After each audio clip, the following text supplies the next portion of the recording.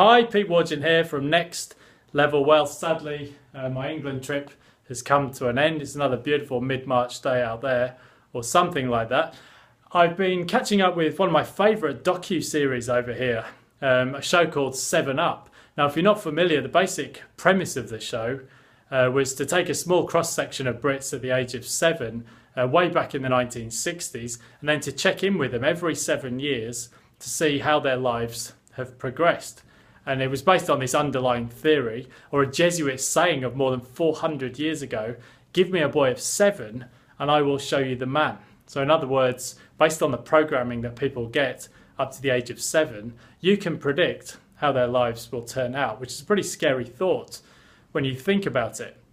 Now, by and large, that series did play out as the producers would have expected. So people from more privileged backgrounds went on to Oxbridge universities, they became partners in professional practice and so on, and people from more humble backgrounds generally followed the type of path that the producers might have expected, albeit with some notable exceptions. Now, the developmental biologist Dr. Bruce Lipton has done a lot of work on this to show that 95% of the programming we get is delivered in the first 7 years. So when we're born, we have no context whatsoever for how to survive on this planet.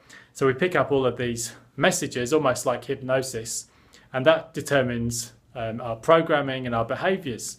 So 95% in the first 7 years. So when wealthy people remain wealthy, it's not necessarily because they're smart, although they may be. It's more likely because the programming they've got unconsciously causes them to have similar behaviour patterns, and they get the same results. And the same applies right across the social spectrum.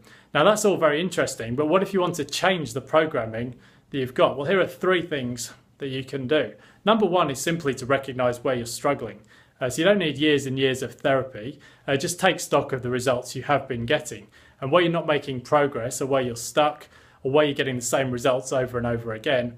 Well, that's because of the programming causing you to behave in a manner that gets you the same results. So the second thing then to do is to install some new programming into your conscious mind. So the way formation of positive habits is installed is through repetition and through practice. And there's a relatively new saying called fake it till you make it, and that does apply here.